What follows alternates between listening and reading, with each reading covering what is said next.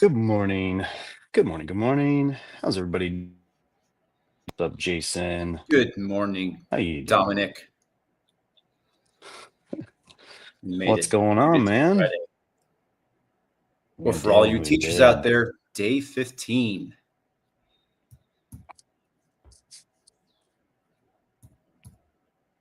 Or whatever day it is, whatever. because you don't even Doesn't have to. matter. You don't even have to keep track of the days anymore. It's just they're all Saturday.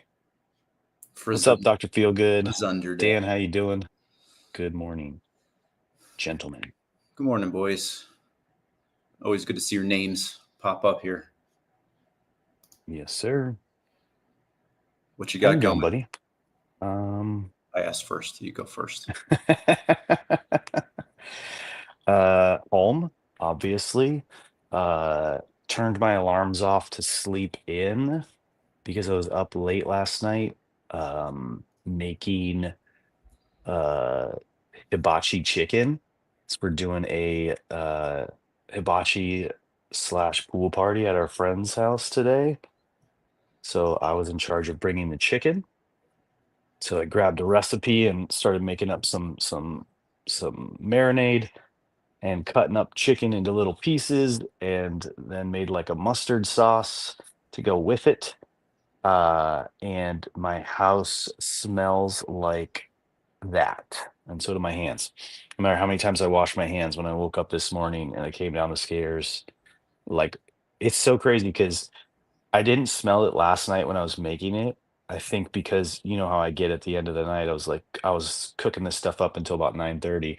Um, it's like my brain shuts down and I was just trying not to slice a finger off, and then went to bed, and then I wake up this morning and the whole house just like smells of like garlic and the sauces that were mixed together, and it's a great smell, but like it was not that overpowering last night, so I don't know what it's been doing through the night, but I guess it's just my brain's awake like crazy right now, so my sense of smell is working. But yeah, it's gonna be a solid day. It smells delicious. I can't wait to eat it.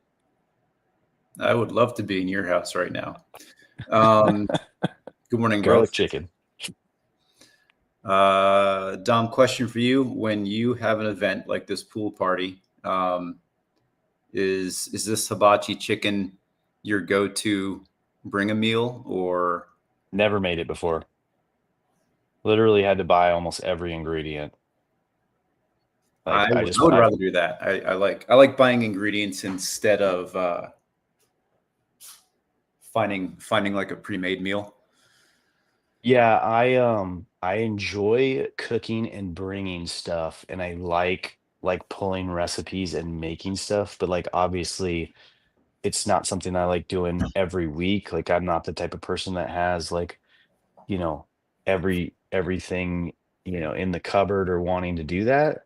I just got a couple of go-to meals, and a lot of times when I cook for other people, I like try to find something interesting. When I cook for myself, I just grab whatever sauces and spices are on the rack and I just like kind of throw them together because meal prep Dominic doesn't even care what the chicken tastes like. He's still gonna put it down during the Mhm. week.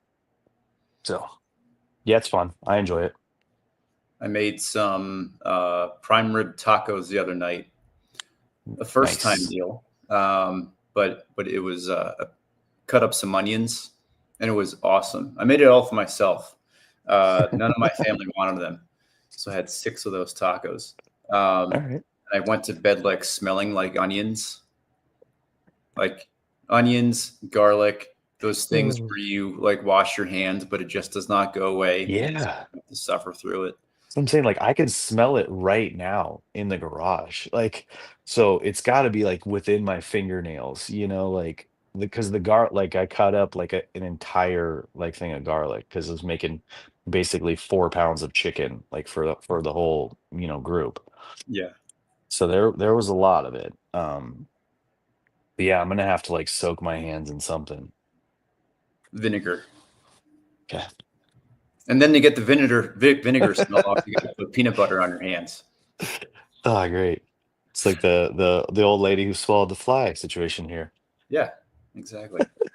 What do you got Cool. going on? We are so much like Ryan. Ryan sent us a little picture of his packing routine there. We were also going camping this weekend with another family who we consider part of our parenting team, to reference our Nice. reading for today. Um, as I'm packing, because Ryan sent that picture, that planted in my head is like, okay, how would Ryan pack this up tiny? But we're plus one human and then plus two dogs, so we have a little bit more to pack. Um, Gotcha.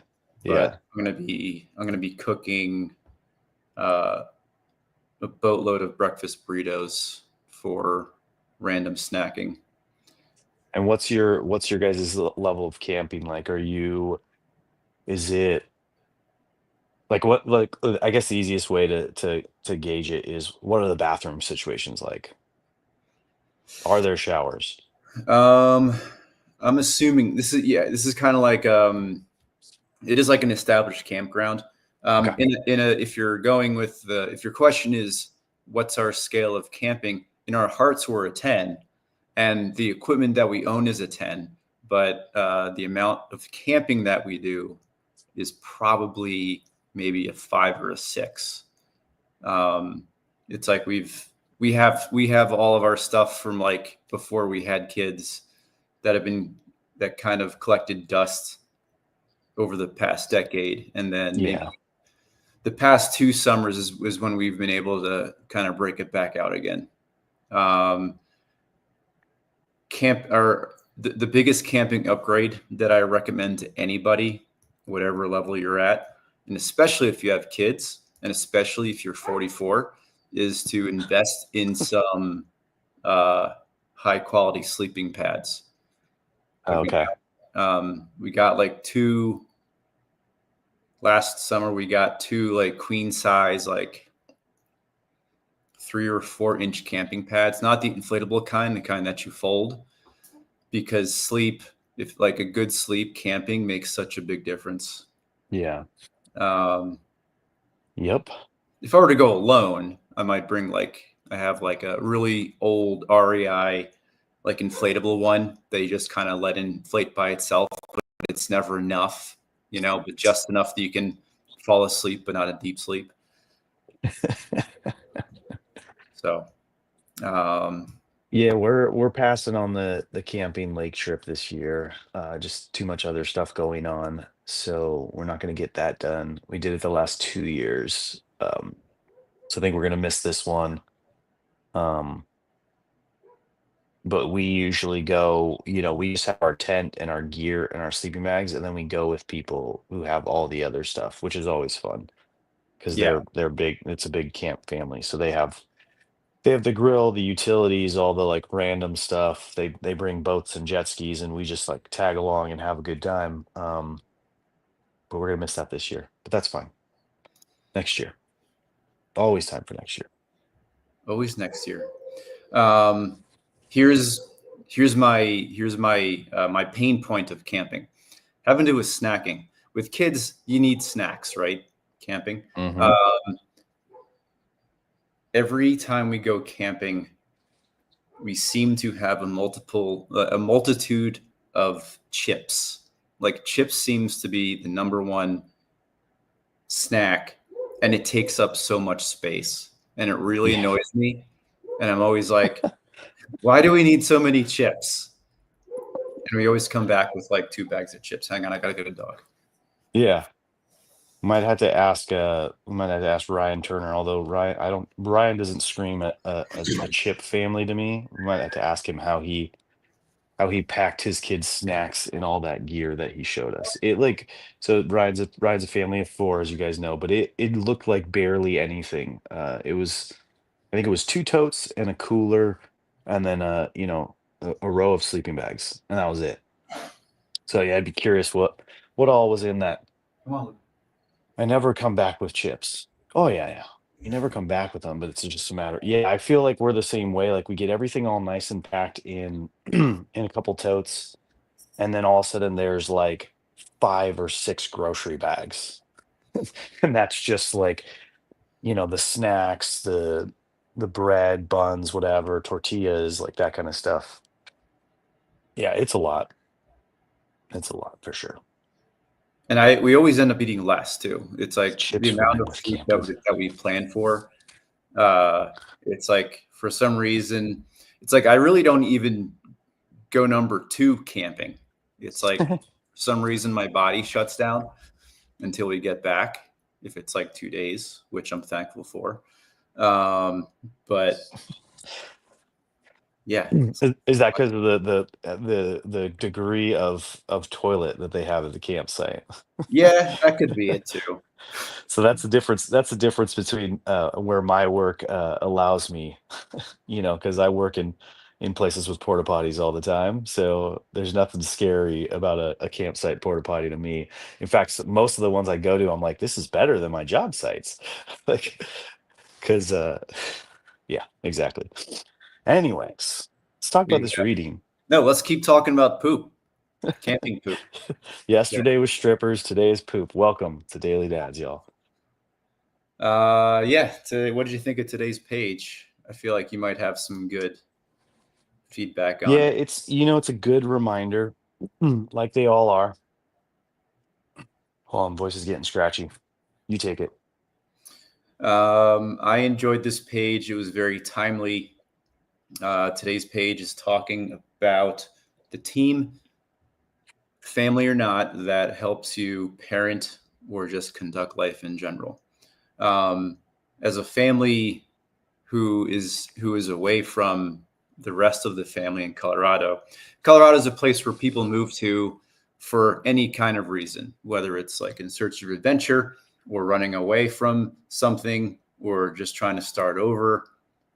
Chris and I moved out here 13 years ago, probably more on the adventure side, not married. We were in jobs we didn't enjoy. It came up in a conversation with friends, and we acted on it, and we moved away from our families. And in that time that we had kids, we have a very great group of people that we consider our family. Um, just because it's the same situation. They've moved away from their home. They're away from their parents. They may not have the help that other people have from like grandparents or nephew or aunts and uncles. Um, so a little shout out to Andy and Mara, Ron and Arlene, Andy and Andrea, Josh and Nicole, Serge and Steph, Cole and Steph, George and Bev, Joe, Gail, John and Amy, Mitch and Beth, Augustus and Melanie, who we're going camping with this weekend, Jess and Aaron, DJ and Whitney, Susan, and many more people who I probably have not mentioned, but people that have really Nice. kind of just become family over the years. That's awesome, man. I My wrote all those down. my younger sister, I just found out, actually just moved to Colorado, and I think it was a situation of, like you said, either escaping or just starting fresh in a place, getting away from whatever it was that she had experienced this whole time in California. She and I don't talk much, so I haven't actually like dove deep into it, or I wouldn't be able to answer the question where in Colorado, if that was your next question. Um, but yeah, Well, that's awesome, man. Good, now I won't ask that. good for you. Glad you guys got a nice little thing around. You guys know that I do too here out where we live. We're still only about an hour from where we raised all our kids, and where both Amy and I grew up. So we're still local-ish. We just moved further out of the city. But yeah, definitely can appreciate the reading. It does take a village, it does take a team, to do anything. I mean, I'm finding that now more than ever, is like, even just in my work life, just leaning on other people, self-care, taking care of myself, just like leaning on other people, reaching out to people for help and advice, like Ryan on food and nutrition, and Brian on workouts, Josh, all that kind of stuff. And then, as far as like me and my wife, I think we're getting really close. Like we're inching closer and closer to becoming like a better and better team. Like we've always been a good team. Um, but I feel like we're definitely on a track of improvement right now.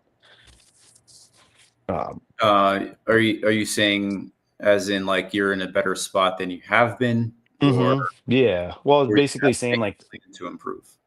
yeah, it was basically saying like I felt like I never felt like we weren't a good team, but it was more of like we, we got thrust into parenting with no, we were that set of parents that was like, oh crap, we have a kid coming now.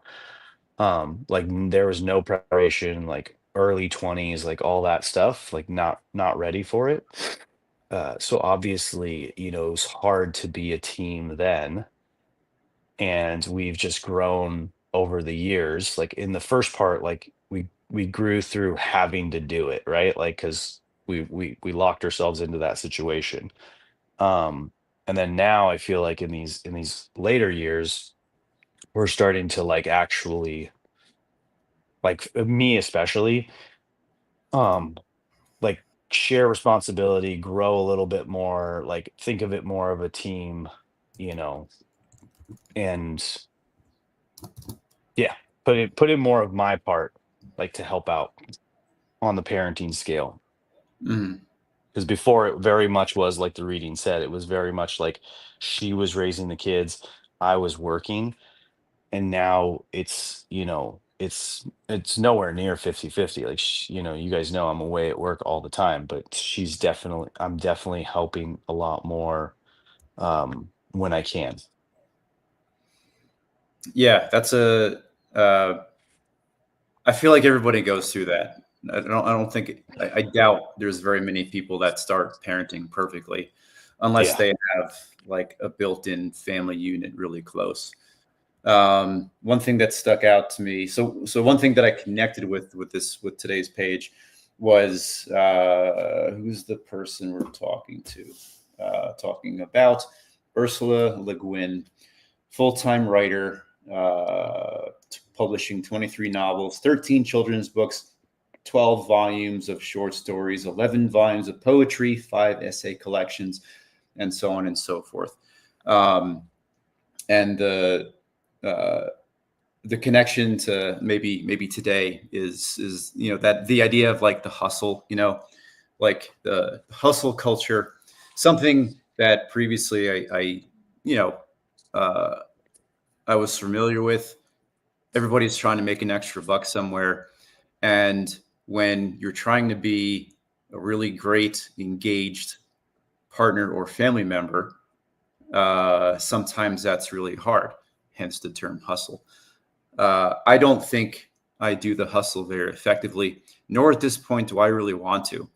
Hmm. Um, like when I have free time, like yeah, there are things that are on my mind that would be like I could if I just did these steps, I could make some extra money, which sometimes we have to do. But I would much prefer to like focus my energy where it matters, is at home. Um, I woke up early today. I didn't go to the gym yet. I'm going to go after today, but I listened to a podcast with with a father a widowed father who ended up admittingly struggled with raising his one daughter. And it's like we could talk about like the being a parent with your wife or partner all day, because I have friends who are divorced who parent very well. Um, and like this list that I wrote down, I got to the end. It's like these are all couples.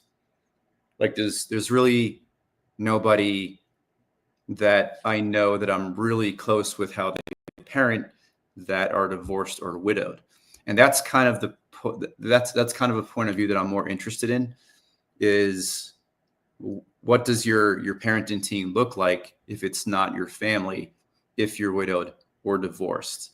In this particular interview that I listened to, he found that when he took his daughter to school and other parents learned his situation, they almost kind of kept their distance because it was the situation was they would show up to a function and they could see he was very open in how he was struggling parenting, and it was very visible to other parents as well.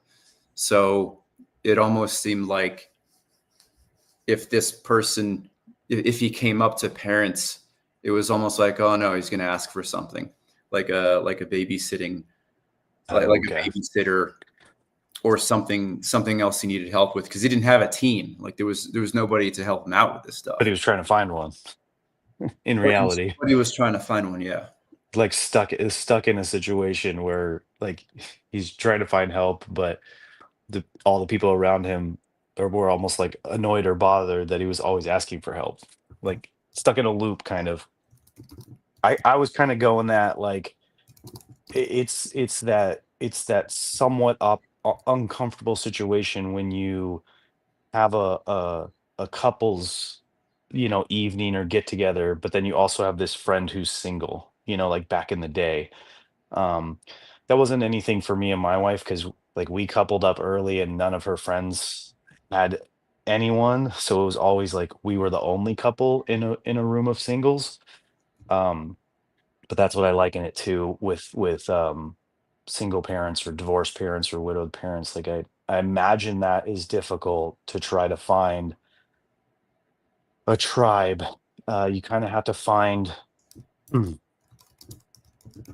you know, you'd hope that, like, I would hope that me and my wife would be open if if a single or divorced person came up to us and wanted to be in our group.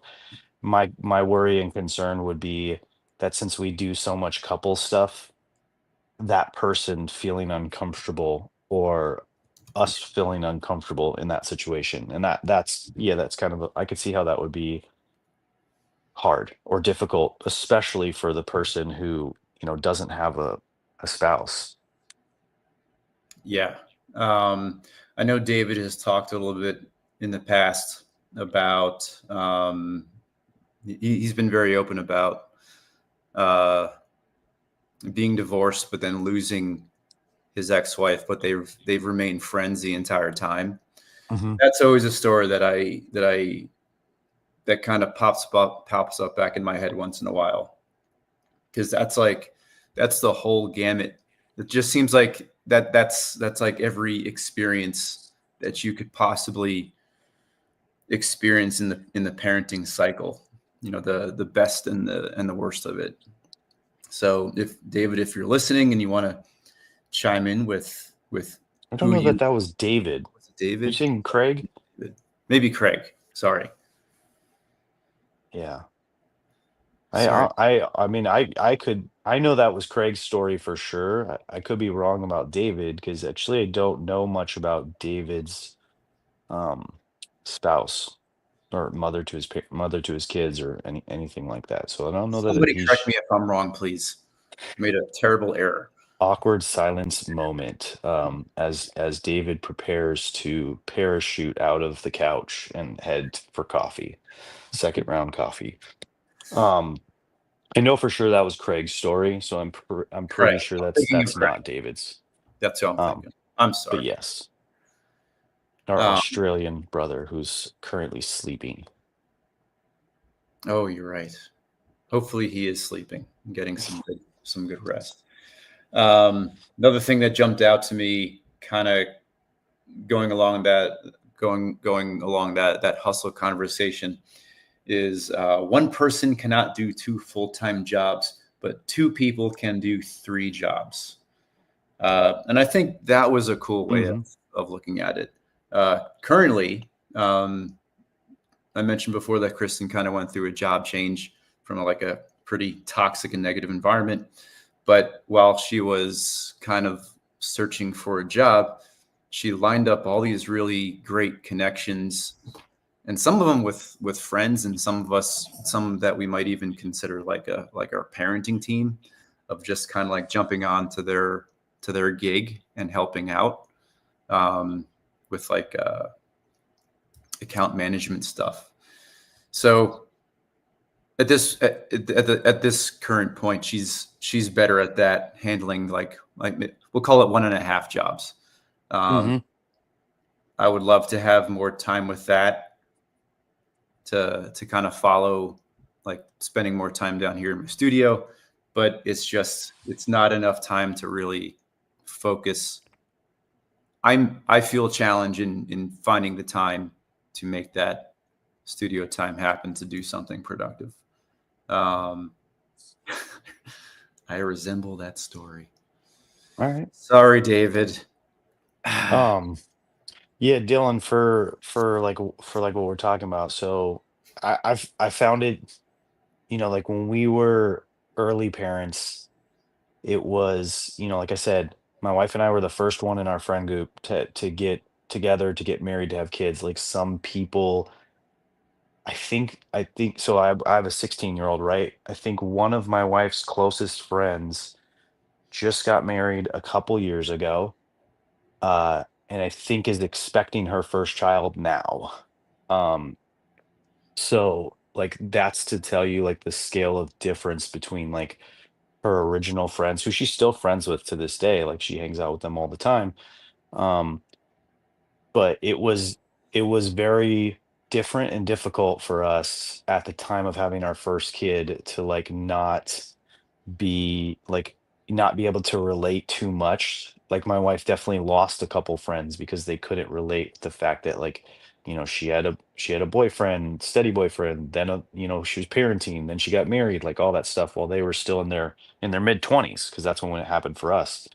Um, but as we went through life with our first kid, it was basically once we started school and sports that Bailey started to connect with other kids, and then we would meet the parents, and that's kind of how the tribe started forming, is in the school system and the sports system. So I think that's kind of the easiest way to make that connection. Like you have something in common. You have a kid the same age in the same class, and that's the icebreaker of the conversation. And if you can schedule a play date and you and the parent get along, you just continue that until it works or it doesn't work, basically.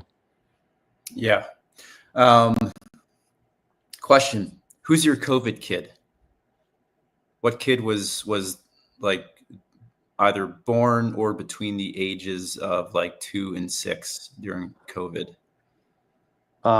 So Mike, Brooklyn was 2012, so she would have been 8 around COVID, and Bentley was 2019, so he was born the year before COVID.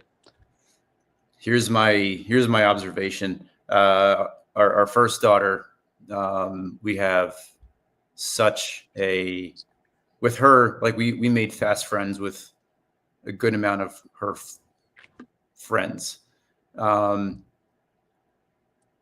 COVID came around, and Junie, who's our middle daughter, um, that only was like she affected with like school stuff, but that whole parenting circle that we developed with Kira was totally missing, and it was definitely delayed.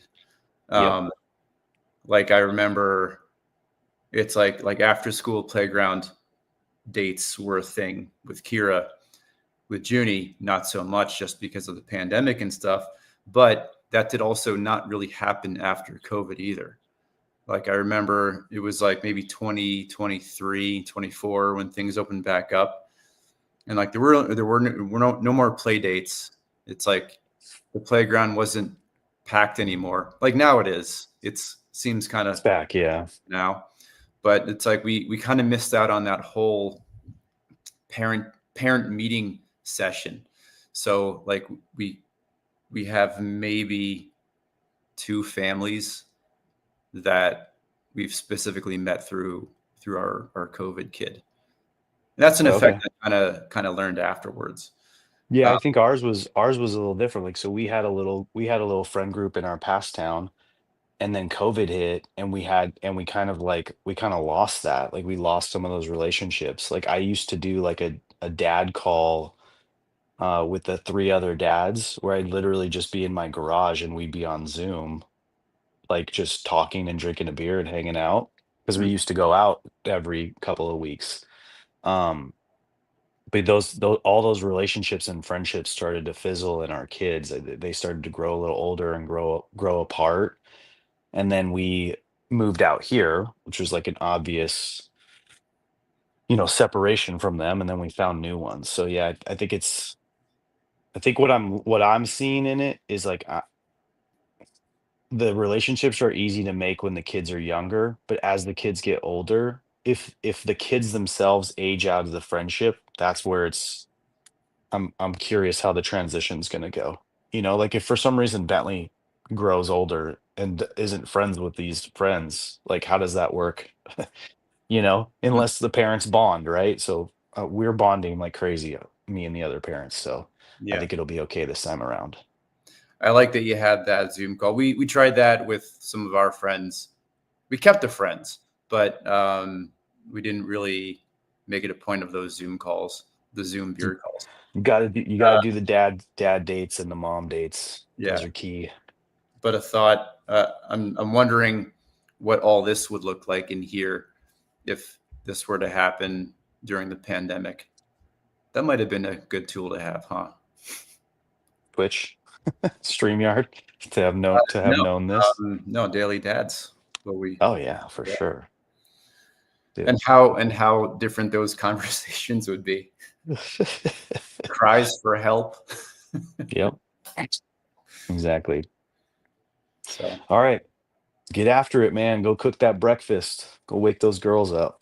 I'm gonna go work some calves and butt muscles. Oh, that's right. Never mind. Go Then, work out. then I'm gonna make Keep breakfast. keep them asleep.